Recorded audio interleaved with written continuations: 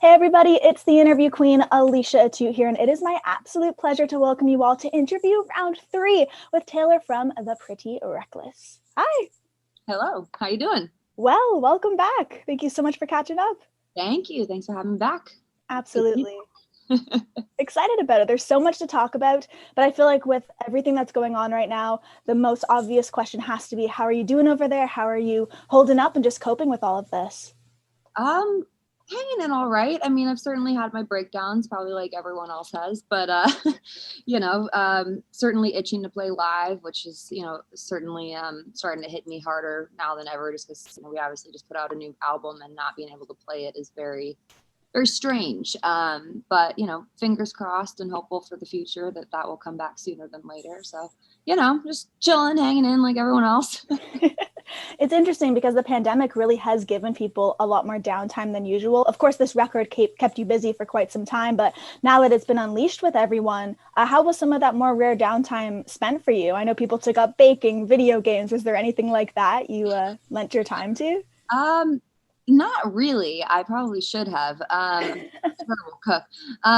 But I did learn how to record myself at home because I had to kind of figure out how to become an engineer a little bit, which I'm very technologically challenged. So that was interesting. I tried the computer thing and that didn't work for me. So I ended up going back to like my roots of how I used to do it as a kid with my little like 4-track battery powered Tascam recorder.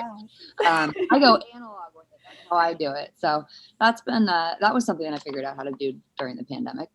I mean, if it ain't broke, right? Just go back to what you know. It seemed to have worked out. Exactly. Well, we briefly mentioned the record, but we of course have to deep dive into this as Death by Rock and Roll is officially out for everyone to check out and enjoy. So congratulations first off. Thank you. Of course. I was curious, do you still kind of get nervous when sharing new music with people, or is that long gone now that you have so many records under your belt? I don't know that nervous is the right word. I don't know that I ever got nervous. But there's certainly, there's a build up to it. Like I spend so long making the record and working on it and conceiving it. And then in this situation, I spent like a year sitting on it. So yeah, I think that the anticipation of it finally coming out is, it's more like, I don't know, pent up adrenaline than nerves, right. I think. So it's kind of the weight and the sigh of relief when it's finally out and you can share it with the world and everyone can finally hear it. When it comes to this album, I know that this is your first true release in 5 years as the band dealt with a lot over the last few years, everything from tragedy to actually just healing scars and letting time really just do its thing. So was it a very difficult record to write because of that? Or did you find that almost lent it to be a little easier because it was almost like a sense of therapy? It is both. I mean, I spent a lot of time not writing and almost kind of repressing everything I was feeling and kind of almost shunning music for a while there. And I finally got to the place where I really needed it. And when I finally picked up a guitar, this record kind of just poured out of me. Like I keep saying, I feel like I didn't actually have to write this album. It almost wrote itself. And so that was very cathartic for me. I mean, it was certainly the first step of me getting back on the right track and like starting to heal. I'm so glad that there are things like this for people, especially during a pandemic like this, where you can have an outlet like writing, or even just interviews for me has really been that outlet of just getting me out of that crazy, moments that this has thrown your way. So I'm really glad that you had that and something beautiful came out of it, which is, I think, the best part. So absolutely. I think that, the arts are so important, especially always, but especially during like hard times or times of, periods of reflectiveness, when you're kind of just trapped in your house inside your own head, like to have an artistic outlet, I think is such a blessing. It's such a gift, Oh, I definitely couldn't agree more. And of course, when it comes to rock and roll, the whole idea of it, it's just truly something you live. It's a lifestyle, it's a look, it's a sound and attitude. So when was the moment for you kind of realized, hey, rock and roll, this is the path for me? At a very young age. I would say rock and roll kind of picked me. I didn't pick it. I grew up listening to my dad's vinyl collection and I fell in love with it from like the day I was born. Like the first band I ever heard was the Beatles. And like, once you hear that, where are you gonna go from there? So rock and roll's kind of always been in my blood. And I started writing songs when I was very young. And I think that's where I really kind of connected to it when I started writing, because that's right. I always say that, writing is the place that I can really kind of be myself, and really it allows me to kind of find my balance and find my center. And so that's, and then we get to play loud guitars on top of that. And there's nothing cooler than that. So it's awesome. I'm so glad you mentioned that the first band you heard were the Beatles, because it was the exact same for me. My parents used to bathe me to all of those older groups. And something that's so neat about this record is that you have some truly amazing guests on it, like members from Rage Against the Machine, Soundgarden, Pearl Jam. So what was it like just being a true lover of their music and just being able to rock out and actually create with these legends?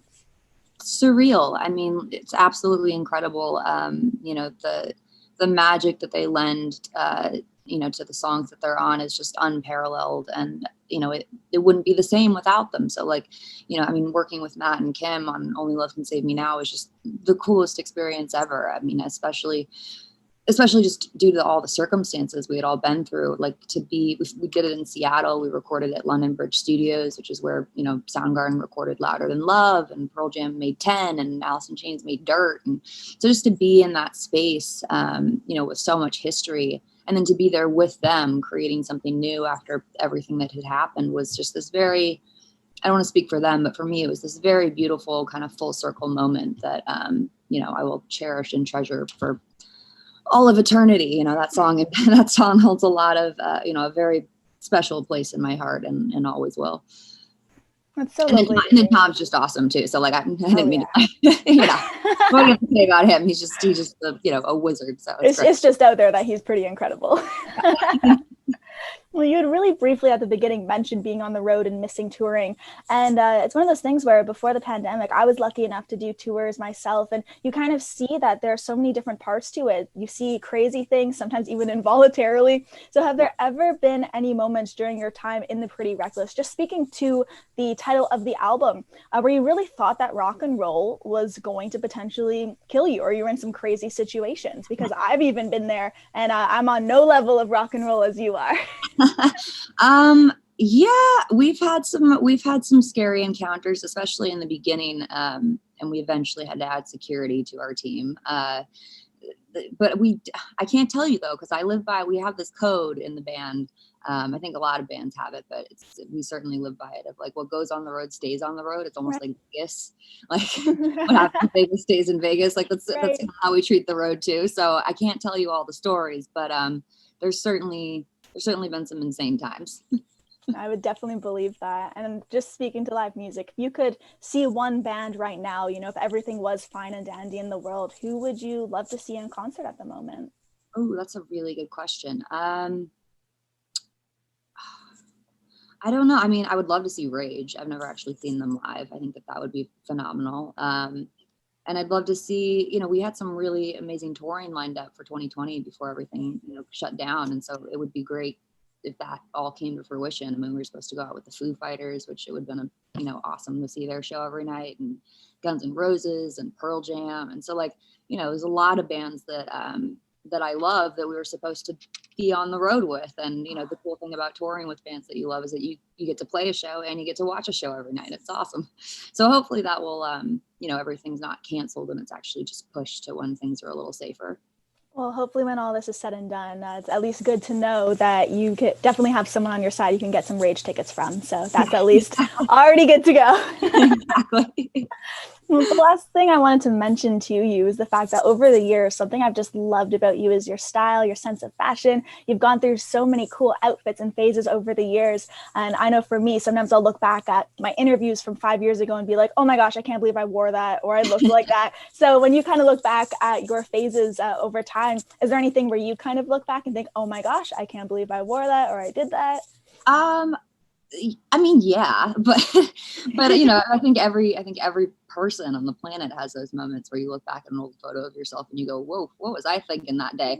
But even though I had some very outrageous, stage attire, I think that, and I've kind of, I don't even want to say tamed it down. I've just I've grown up and I've kind of matured. I started this band when I was a a young teenager. So I think that, looking back on those outfits now, I'm a little bit of like, oh God. But at the same time, that was who I was at the time. Like that Helped was shape you. myself, and that's like, I wouldn't have worn anything differently at the time. So I don't look back on it with any sort of regret or anything like that, because I think that you got to go through all the wacky fashion phases to get to where you are now, It's Absolutely. anything with life. No, definitely. Well, I really do just want to say thank you so much for taking the time for hopping on here, catching up. I'm so glad to hear that through all of that craziness you guys went through, something really lovely was able to come out of it, and just that you're doing well. So thank you so much for taking the time. Absolutely. Thank you so much. Great to see you again. Same And with you. continue to stay safe, and Thank hopefully I'll you. see you in person sooner than later. Fingers crossed, fingers crossed. To everyone watching, this has been the absolutely lovely Taylor from The Pretty Reckless. Be sure to check out aliciatout.com for not only our first 2 interviews, but also more exclusive interviews and features. And we will see you all next time. Bye, everyone. Bye.